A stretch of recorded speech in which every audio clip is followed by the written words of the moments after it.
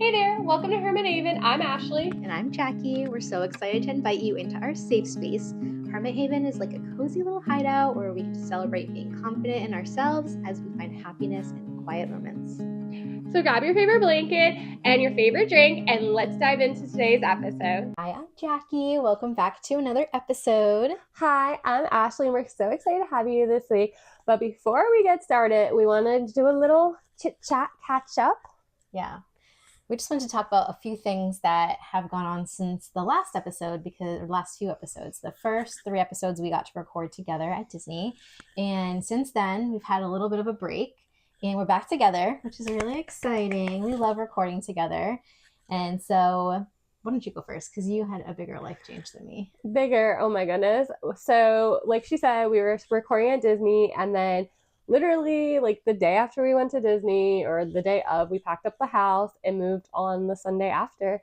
We moved all the way to Colorado, and we've been there for over a month now. And Matt's been working. I'm so proud of him. Matt's my boyfriend. And I've just been unpacking the house and doing the things around the house and babysitting and nannying and doing things like that I love.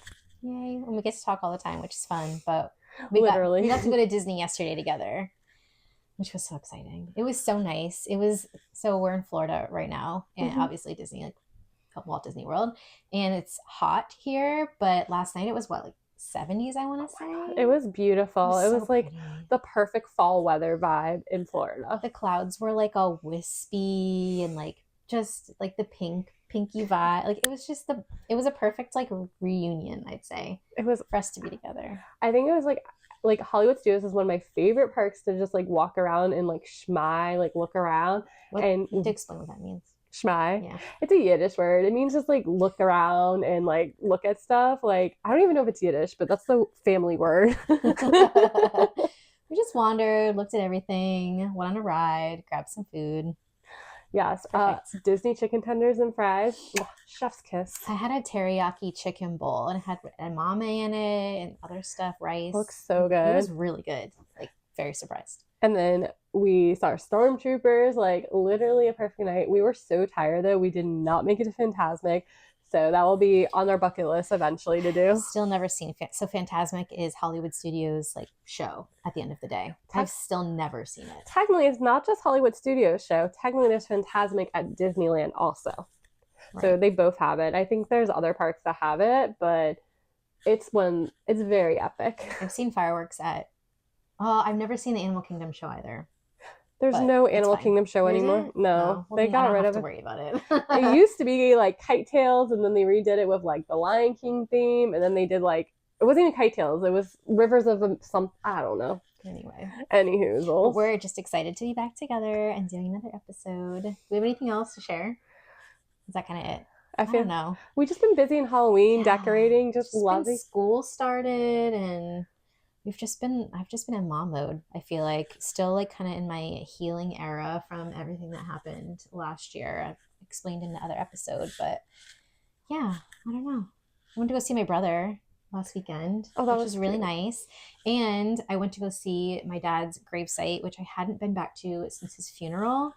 I don't know if people will judge me on that or not, but this is a non-judgment zone. But I don't know. I don't feel like, I guess I'm that person that doesn't feel like I need to be there to be connected to him. Like I feel his presence all the time. But I was a little nervous going back. I mean, that's like really emotional, but our family went, and it was very positive. So everybody grieves different. Everybody's going to do what they need to do for themselves, however it is. And like you said, not everyone feels that emotional connection. I honestly have never been to my best friend's gravesite because A, I probably would never leave. I probably just sit there and cry for the next 20 hours. B, like, I don't need to go visit her gravesite. She's with me everywhere I go. Yeah, that's how I feel. And people are different, so they need different things. And I know some people feel connected when they're physically there. But it was really nice. So, I mean, as nice as it could be. It was just nice that you were there celebrating his memory with your family. Yeah, it was the 1 year of his passing, so we were all there together, said a little prayer, and it's a Jewish thing. Like I don't know if other religions do it, but in the Jewish, like you're supposed to do the grave like unveiling of the stone a year later. Yeah, like their name and like the engravement that's in it wasn't there for for a full year. And there was actually like, so he's in called a mausoleum. It's a wall. And so it's just like a piece of whatever the stone is. Mm-hmm. And so they had actually a little piece of cloth over it, and you literally unveil the name and everything. So it's, you know, as Special. positive as it could be. Yeah. Well, that's it. That's a little catch up. We are so excited for this week's episode. This is a special episode because we are actually going to talk about things that we would tell our younger self. We truly believe that when you're a child, you believe so much and you think so much and you have all these dreams and these desires. And obviously, life happens, you become an adult. So I think, rewarding our younger self and telling them the things that happened or didn't happen or whatever it is, like giving that advice. I think, looking back and really looking at it, like maybe you didn't accomplish everything, but maybe you accomplished more than everything. Yeah. And also some things that I guess I wish I would have maybe known. Like, obviously I don't have regrets, but just things that I would have wished I knew that I'm trying to teach to my children now, so that, I can pass along the knowledge that I have now to them. Yeah. I think that's such a big thing too, is like, these are lessons that, other people might need to hear, especially even younger generation, like working with kids, like they don't see what we see. And I think because we've been through so much life, we've seen so much. Yeah. We'll just go back and forth. Yeah, I like that idea. Okay. So we wrote down things. So we're going to read them. And then we'll just explain a little bit. I guess I'm volunteered to go first. You're going to go first. Okay. So my first, and I feel like with the way we wrote it is a little different, and you really will see our personalities through it. And these are very, like, I don't know, heartful and like just very emotional. So bear with us if we start getting emotional here. The first one is, your dad won't be sick forever. He will get better, and your parents' toxic love will become real love. You will one day have the best relationship with your parents, more so if your dad. And you will, so the reason I wrote this is I spend a lot of time worrying about my dad. My dad was sick most of my childhood. We missed vacations. I missed events. I remember one time we went to Savannah and we got there and we were eating at a restaurant and my dad just started throwing up and we spent the entire rest of the vacation in the hospital. These was just completely normal for my family. And my parents used to fight over the bills all the time. There's a lot of bills racking up, a lot of medical bills. And I was a scared little girl sometimes. Like, I would actually go to my grandparents' house a lot to feel safe. Like, I would ask to sleep over at their house more than anything because my bubby and papa's house was my safe space. Like, that was the place where I knew I was safe. And my bubby always, even when I got older, my parents were still fighting. My bubby would always be the person I call to be my safe person. And so, like, as a kid, I wish I knew, like, my dad will get better. My dad will get better. My parents' relationship will get better. And it's just an era. It's just, this is what it is right now. Yeah. It's hard when you're a kid because you like almost like have these ideas of what parents should be. And I don't know, from social things that we watch, movies and all that. So when you see that yours is different, it sometimes makes you be like, oh gosh, like what's wrong, in a way. And I grew up with my dad he had been in a car accident and then had like grand mal seizures. And yeah, and it's like traumatizing as a kid. You don't want to see your parent like in pain or going through something and you're just like, what's going on? It was hard. I remember one summer we didn't even sleep at our house because my dad was in the hospital the entire summer.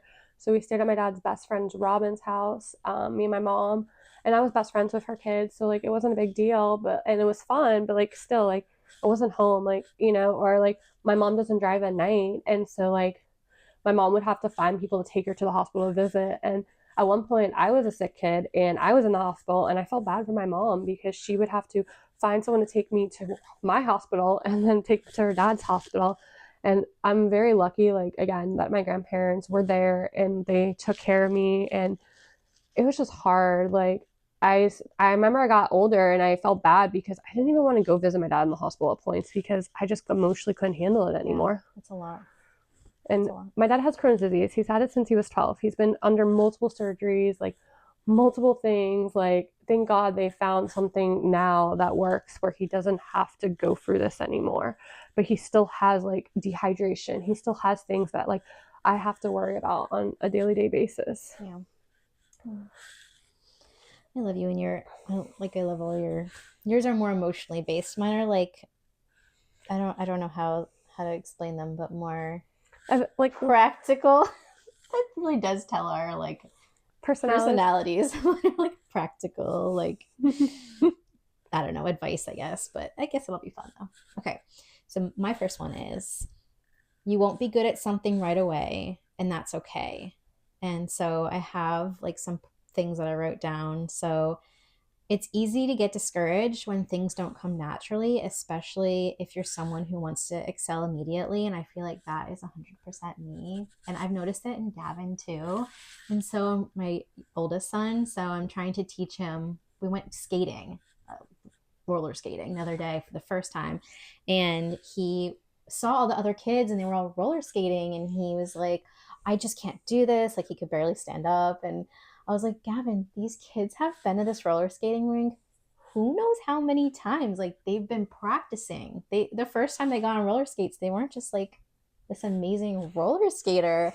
And so I have to keep reminding him of that. But I feel like that's how, I don't know if it's like our human brains or what. We always think if we're not good at something right away, then it's just not going to work out. And people even look with their dreams or businesses that they build, if it doesn't immediately take off, we're like, oh, never mind. I'm just not good at that. And yeah. I mean, I get if you want to be a basketball player and you're 5'2", like, yeah, that might be a far stretch of a dream, but you know, it's still possible. Yeah. It's actually funny, or not funny, but one of the lessons that I like teaching little children whenever they have this struggle is I always tell them about, I say, do you love chocolate cake or do you love cake? And they go, yeah. I said, do you think a baker that made that chocolate cake the first time they made cake actually was good? Or do you think they maybe burned it? And they're like, they might have burned it. I said, so, but now you love their chocolate cake. They probably practiced, right? And they probably made hundreds and thousands of cakes to become that baker. Yeah.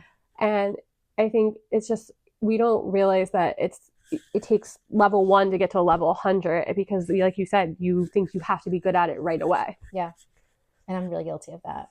And I wish I knew that growing up. I think I would have been a lot less anxious and just like, I feel like when you're calm, you're able to kind of do things better. When you're anxious, you're like, and you're, so yeah, that was I just wrote a few other things, but basically no one starts off as an expert. So was there something in your childhood where you felt like you had to be like absolutely perfect and you just couldn't meet the mark because of that? Oh my gosh, I don't really know why I felt that way. I'm literally still unpacking this as an adult, but I have had anxiety since I can remember. And one specific thing when I was in elementary school, they have the planners and we'd have to have our parents sign the planner every night. I would have anxiety that I was going to forget to have and get in trouble because my parent didn't sign it. And I don't know why I felt that way. And it was through like my entire elementary school. But I've always been so scared that I was going to forget something and then get in trouble for it. I don't know if that really has to do with like wanting to be an expert, but that's perfectionism. Wow. Yeah. No, I think that's a great example. And I think it shows a lot about your personality that like, even if it was just a signature, like you felt that you first had to meet expectations before you even got that signature. Yeah. Your papa and bubby will always be your world till they leave this world. You will get closer each day even more. So my grandparents were like my second parents. Like they pretty much did everything with my family. Like we would go on picnics together, we'd go to the beach, we'd go on vacation. My dad had his own print shop growing up, and so they worked at the print shop. Was always with them, always ran errands with my papa. When I was in preschool, Fridays I didn't have school, and I would stay with my bubby, and like me and my bubby would go on little like field trips. It was so fun. We would go like walk over to Walmart because she lived near Walmart, or we sometimes get on the bus and like the public bus, yes. And my bubby does not drive, and we would go to the mall together. Like it was always fun. And then when I got older, on Wednesdays we would go out for breakfast before school. They were just like everything to me, and like I said, they're my safe space. And I even wrote like an entire like 3-page like essay about them and how like their house is like my favorite place to go. But and like that essay like literally talked about like the smells and just like everything about them. They had these like little turtles they used to play with, like just everything about their house was like special. And then like literally a lot of the things I experienced as a child and like the smiles and the things I remember is because of them. Like And I don't think I would have had the childhood I had if it wasn't for them. Like, I went to camp because of them. I got to like go on these vacations. Like, it was so cute. My grandparents took me to the first time to DC, and Washington DC is actually one of my favorite places to visit because of them.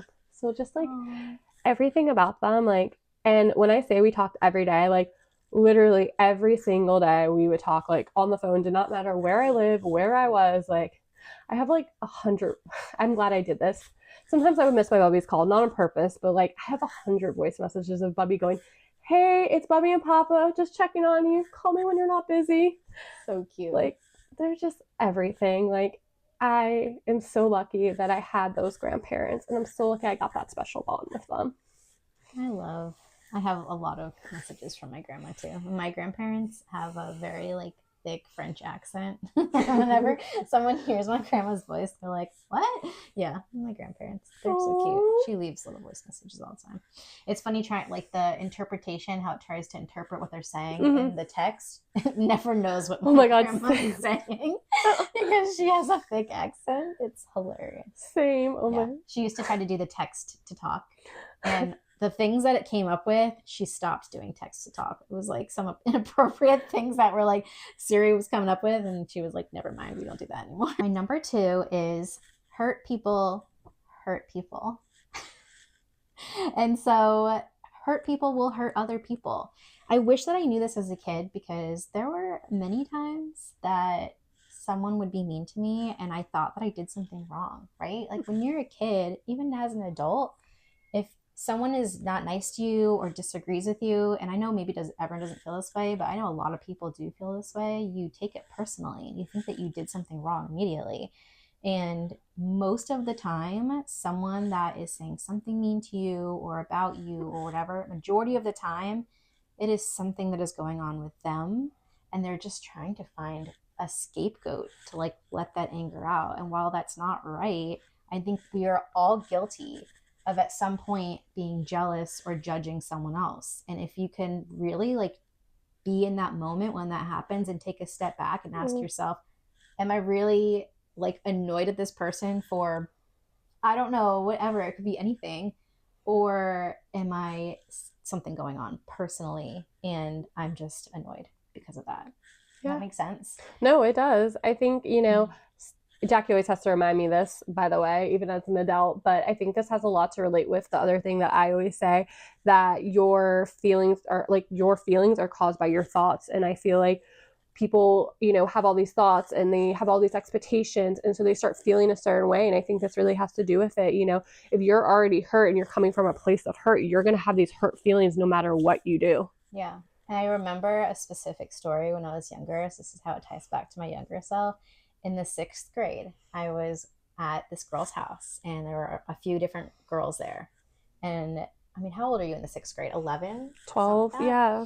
And they wrote me a note. They like went off on their own, wrote me a note about how they didn't want to be my friend anymore. I'm 100% serious. This is what happened. And so I called my mom and told her to come get me, and I stopped being friends with them, which was a godsend because they were not like the nicest little girls. I don't know about them now, but they weren't very nice back then. So sometimes God does these things for a reason, to put you with, and this is one of my points. I said, avoid taking advice from people who are perpetuating that kind of hurt. Instead, seek guidance from those who lift you up and show you what's possible. I love that. Yeah, and I feel like some people maybe are mean to you, and it could just be that they're a moment of, being hurt.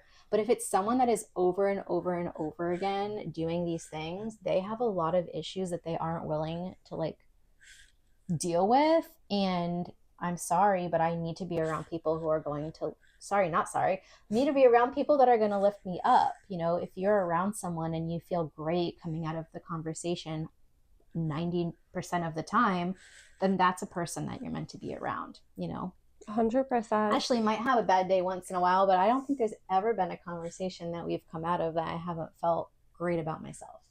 So the people that are supposed to be in your life are going to be there. And if it's someone that is consistently not being nice, just know it's most likely not you. It's most likely them, and they need to deal with it, but you can't, and you also can't force someone. Yeah. You can't force someone to deal with their own stuff. You can gently remind, especially if it's a best friend or a spouse, but like you cannot force anyone.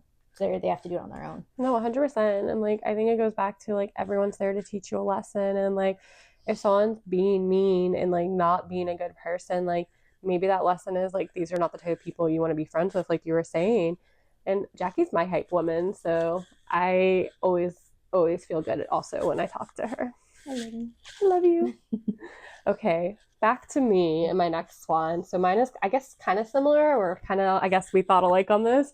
But my next one is, friends will come and go if it's a misunderstanding or death, but you'll get stronger every time. And then I said, like, the people who should be in your life will be there. Not everyone truly has the best interests for you. So I'm gonna be honest with you. I might have been always a good friend. They might have not always been a good friend, but like, I honestly can't. I haven't had good relationships and friendships. Maybe it's the people I pick. Maybe it's something like I'm emotionally going through something and I don't know how to speak about it, which I know that happens. Like when my best friend Marion passed away, you might hear background noises, by the way, but it's a small child. but when my best friend Marion passed away, I couldn't tell anyone I needed help. Like I was literally drowning in my feelings, and my way of saying I needed help was, "Hey, what are you doing? Hey, what are you doing? Do you want to hang out?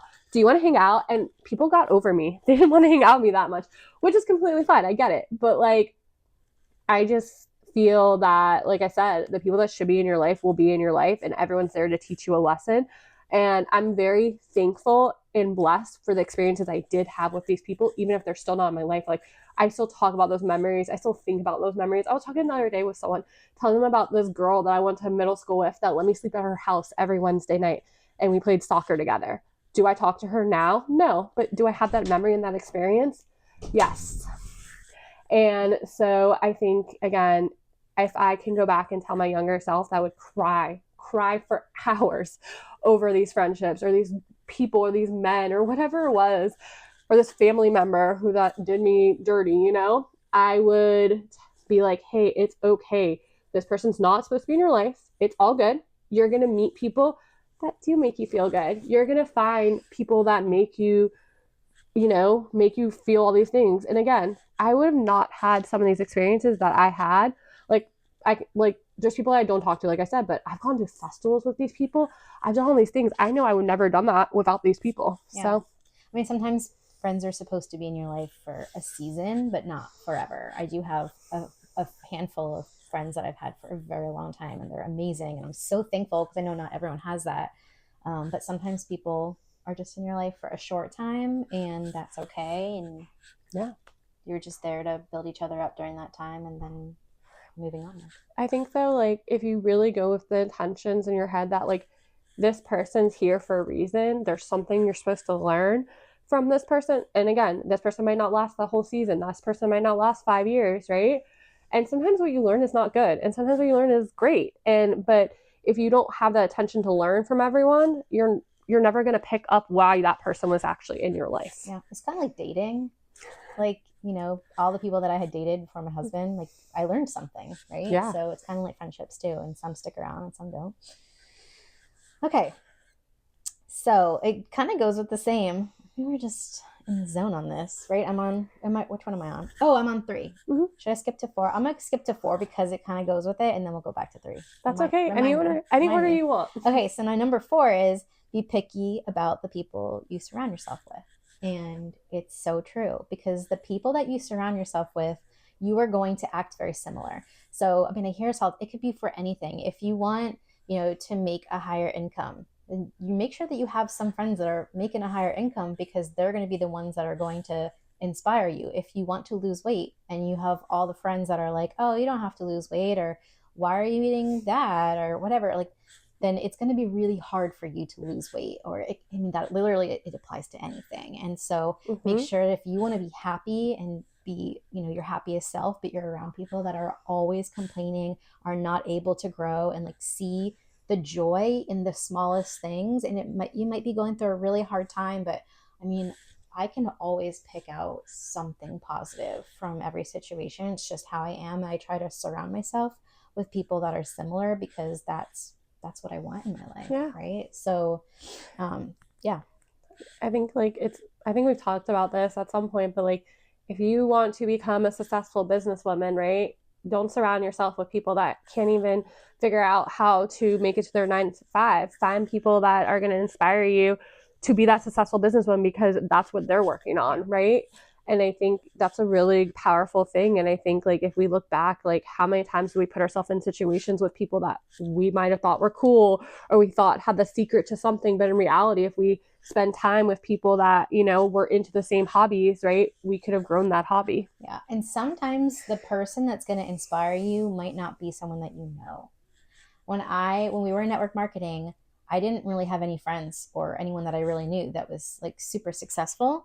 And I would do a lot of research, and people that inspired me were people that were strangers that I would see their YouTube videos or whatever. Mm-hmm. Sometimes you're going to follow people, say with a weight loss thing, you're going to follow people online that are losing weight and are teaching you.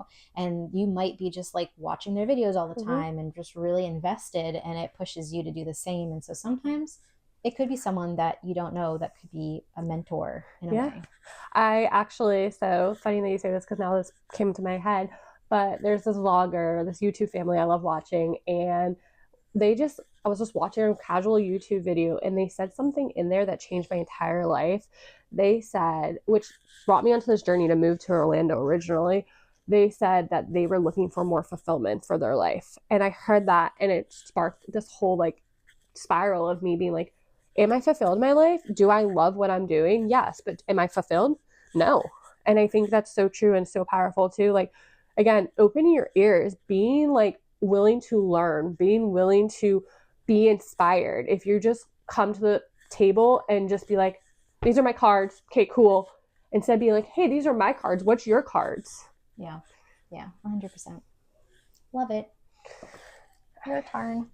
Okay, mine again, these are so personal, but like I really wish I could tell my younger self these things. So my next one is you will win over your learning disability, even if it's hard now. As a kid, I literally would struggle so hard, like to the point I was in tears because of my learning disability.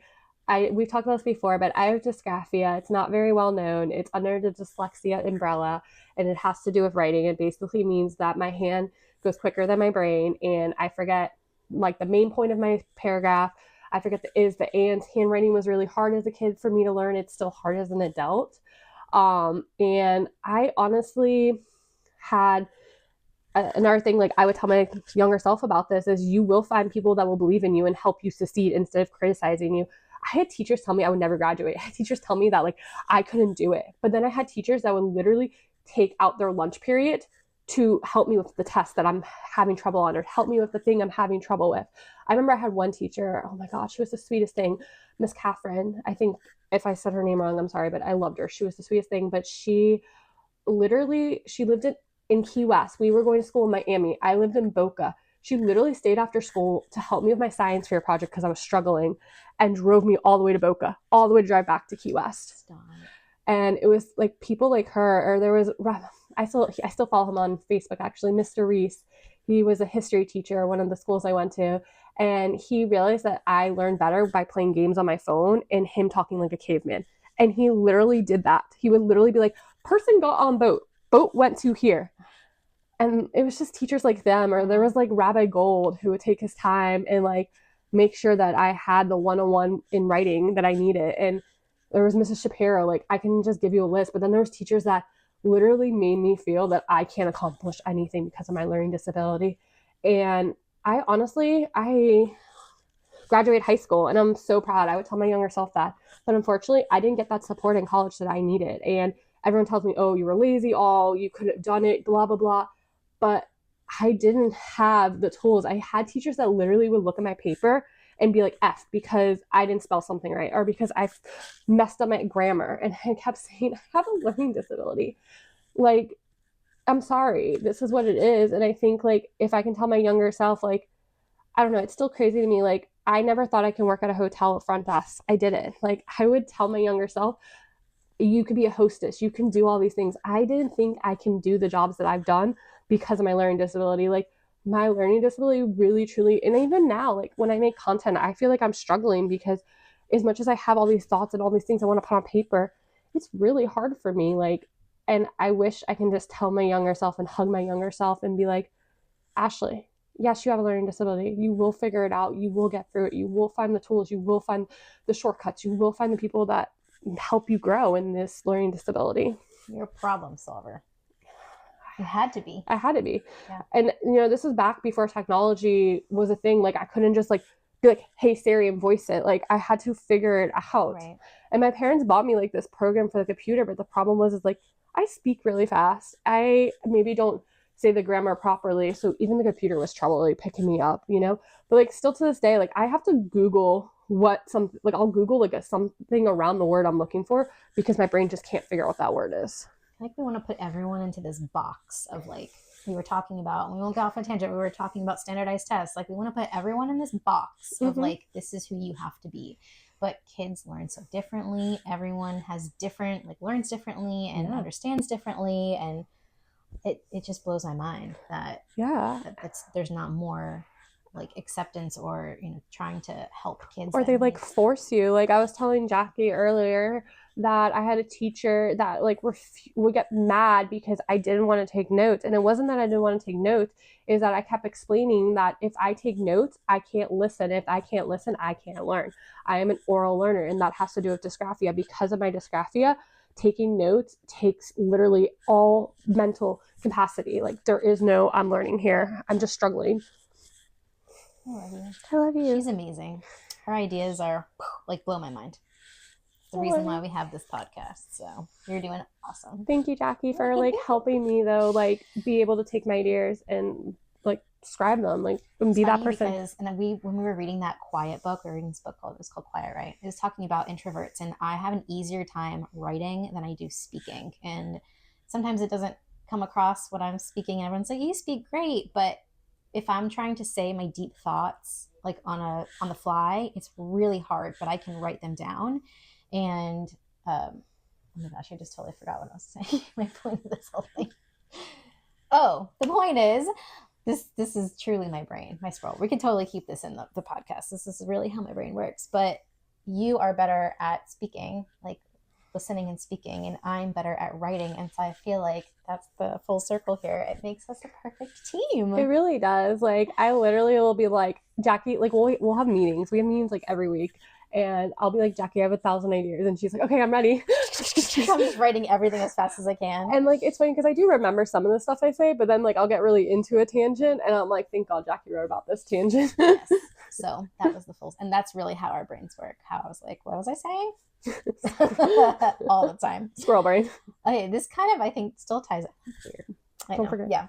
So my third one, that's now fourth, is you can be whoever you want to be. And basically exactly what I was saying. I wrote, you aren't confined to any one label or box. And I feel like the world wants to put everyone in a box and, like, put a label and, like, this is, and that you can't change because this is how you were when you were younger. That's kind of what I was thinking when I wrote this. Is when I was younger, I was very shy. And I'm still a quieter person, which is fine. Sometimes I felt like I should be louder, right? I should be louder. I should be speaking more. I should be doing all these things. But I've learned this is who I am, and I love being me. And if I have something to say, I'll say it. But when I was younger, I just thought, like, this is how it is. Whatever I can see right in front of me is it, whether it's the amount of money I was making or my personality. I mean, I got out of public speaking in college. I don't know many people. I don't know how I did it, because it's like you have to take public speaking. But I would have probably stood there and cried my eyeballs out if I had to take it. Somehow I got out of it. But I always thought that's how I would be, is this quiet person who can't speak in front of people. And, like, this, I don't know. You just always think this is who you're going to be. And you can change. You can change at any point. You can change your career. You can change your lifestyle. You can change how you think. You can change your opinions. Like, you can change. I feel like we just live in a society too where they put so many expectations, like, you have to meet these, like, XYZ marks, and if you don't, like, it's the same thing. Like, we go back to friendships, right? How many friendships are you in where they expect you to be maybe similar to them, or they expect you to meet a certain mark? In reality, like, we shouldn't live in this society where we're supposed to meet an expectation or supposed to mark. Like, we should live in a society where I'm going to accept whatever your life story is, and you're going to accept whatever my life story is, and you're going to accept who I am, and I'm going to accept who I am. Right? Like, we should learn to love each other for who we are, because I feel like I go back to the crayon story, but if we were all black crayons, would that be a colorful picture? No. But because there's multiple crayons, we get a colorful picture. And with that colorful picture, you get a beautiful picture. Yeah. And that's kind of, part of the reason why we started this podcast is about growth and about wanting to grow and like finding out who do I really want to be? Not who am I, but who do I want to be? And then how do I get to that person? And it changes over time too. So it could be different throughout your life. But it's like a character in a book. You can be a round or a static character. And we all should strive to be that round character that changes and evolves, not the one that stays the same. Yeah. I think there's a lot of comfort without change, but the only thing that's constant in the world is change. So just kind of moving with it. Great. Okay, so the next one is you will find the way you've been treated from others will make you fall in love with helping children reach their greatness. And like I just think about this like little girl who, like, as a little girl, my dad had a print shop, as I said, and I would always collect all the paper scraps and I would like sit in the back of the print shop and I would play teacher with my stuffies. And I just think about how that little girl loved teaching no matter what age. And even if I was a teacher at one point, it's always been my gift to teach children. And if it's teaching them actual educational stuff or teaching them life lessons, like I really feel that the way I was treated was not always good.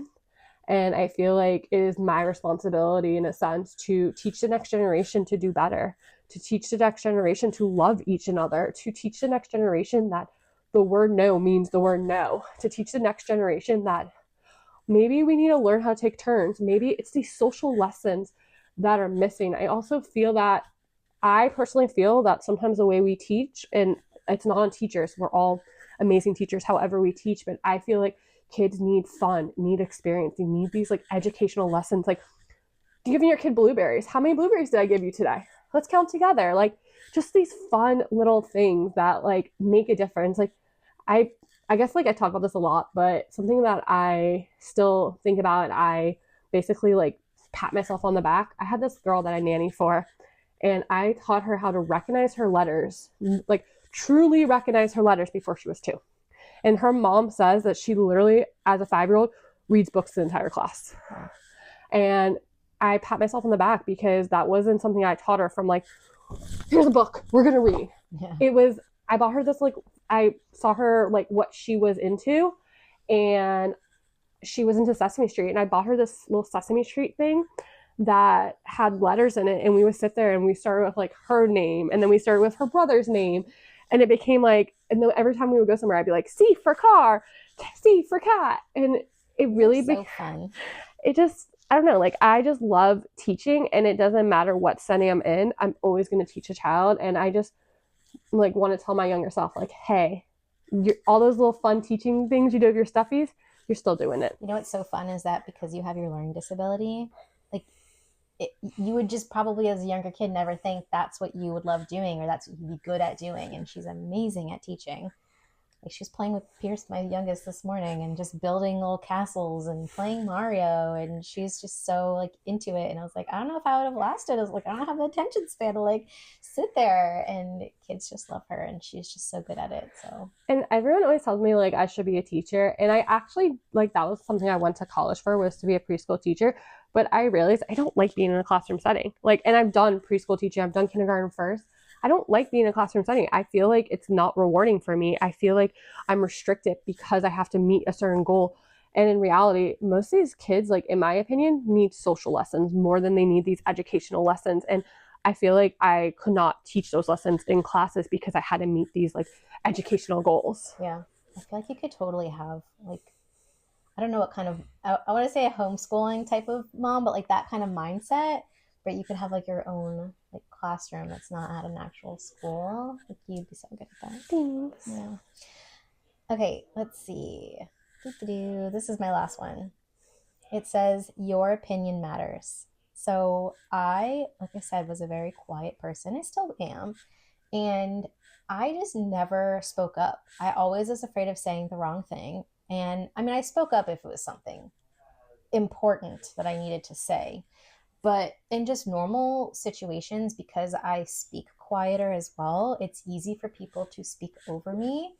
And then I just kind of get like left behind. And I've always felt that way, especially because I'm a quiet person. Usually opposites attract, and I Mhm. attract people that are louder than me, which is fine. It works. I love being around people that are like that. But I just never felt like when we were in a social situation, I didn't always want to speak up and like say what I thought, because I was like, well, people might not agree with me, or it might be wrong. I might say the wrong thing. I might not have the words because, like I said, sometimes when I speak, it doesn't always come out the way I want it Mhm. to come out. And so I was always just so nervous, but our opinions matter so much. And even if other people don't agree with us, or whatever, people want to speak over you, like your opinion matters so much in every aspect of your life. And so I think that's what I wrote.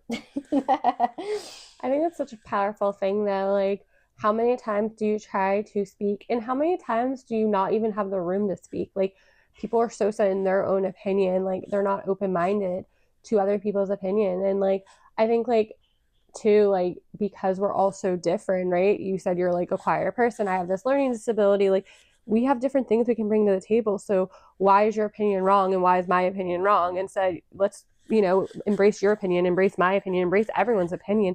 And honestly, that's like what that group work is like putting it together and making this like crazy and beautiful imagination, thing. Yeah. I feel like whenever someone would ask me what a strength of mine is, one of the first things that I would say is that I'm open minded. And maybe that's because I am quieter. I do tend to think before I speak a lot of the time. And they say that about introverts. Whether that's true or not, I don't know. But that's definitely about me. I have two more. Jacqui did all hers. I have two more, so we're just gonna go into mine and then we'll wrap it up. So the little girl who loved theme parks, like literally obsessed with theme parks, so much, will one day live near one. I don't think I ever thought I would ever like.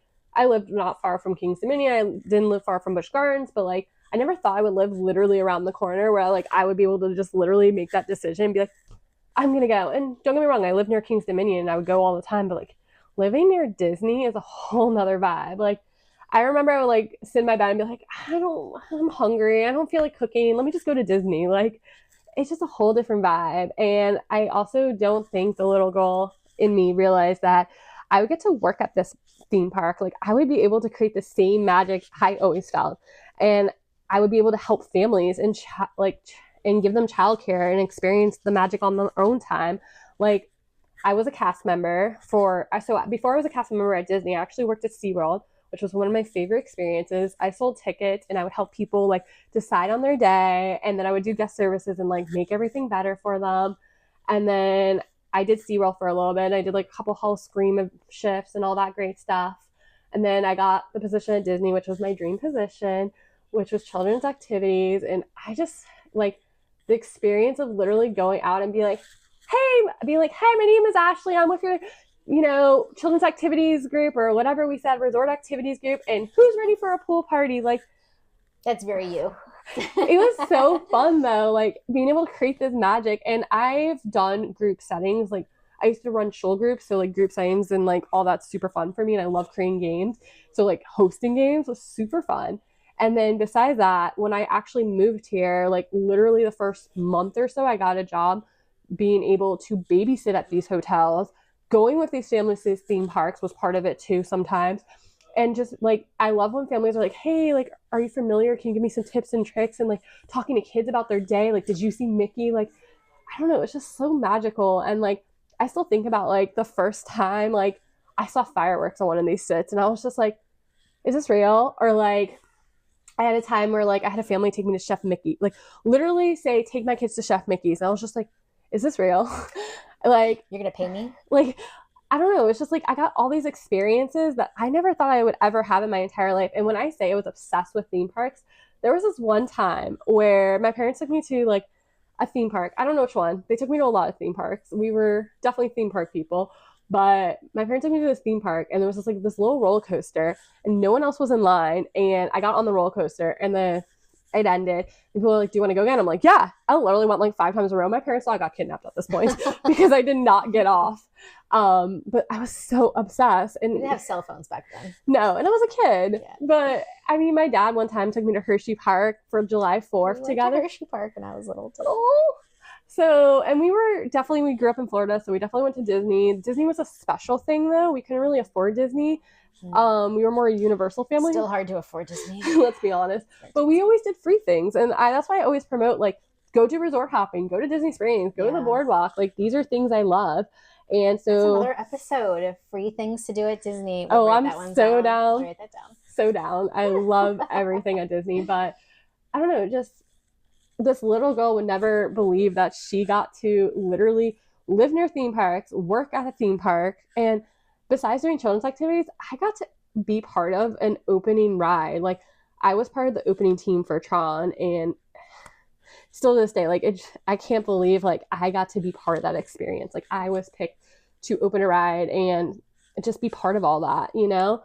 So that's something I would tell this little girl, you know, hey, as much as you love theme parks, just wait, because you're going to get the best experience of your life. Disney's so fun. So my last one, and this one's super cute, I think, but so as a little girl, I would daydream a lot. Like, I mean, a lot. Like, I always think about, like, my family's going to look like one day, who I'm going to marry. Like, I don't know. I was an only child. I didn't have many friends. This is what I did for my fun. But so I would tell the little girl who daydream about her future family and who will be her Prince Charming, like, all those good things. I would tell her it's not going to be like the movies. I would tell her that it's going to be all worth it, though. Like, you're going to go for a lot. You're going to have to do all these things, but you're going to find your Prince Charming. You're going to find your person. And my storyline might not fit the mold of, like, what it is in the movies or what I imagine, but, you know, you truly will fall in love and create a family and create the best life together. And it's just, I love my boyfriend. Like, he's the best thing, you know, and actually today's our 3rd-year anniversary. So, but let me tell you, again, I think we talked about this in a different episode, but everything, like, I went through so much to be where we are now, and it was all worth it. But again, this little girl that thought it was going to happen like this, it definitely did not. Yeah. When did I meet Glenn? I think I was like 20. Oh, no, I was actually pretty young. I'm actually surprised at the way that mine happened. So my parents got married. I think my mom was 30, somewhere around there. So I always imagined that I would not meet someone until later on, because that's what my parents did, right? So that's just what you're thinking. I think I met Glenn when I was 22, turning 23, and not to go off on a tangent, but he did take me to Disney like a month after we met. Oh my God. Like, this is like setting the bar pretty high. Tomorrow is our 11-year wedding anniversary. So exciting. But they're the cutest couple ever. It's so funny you said that, though, that you thought you were going to be like your mom and dad and get married at 30. I thought I was not going to be like my parents and find someone at 30, and here we are. So it's so funny how, like, we thought differently in that, but, like, we both daydreamed a little bit about it. When I first met Glenn, he said he thought that, my husband, he said he thought he would be married with children at the age of like 23, like with children. I was like, what? I was still in college. Was I?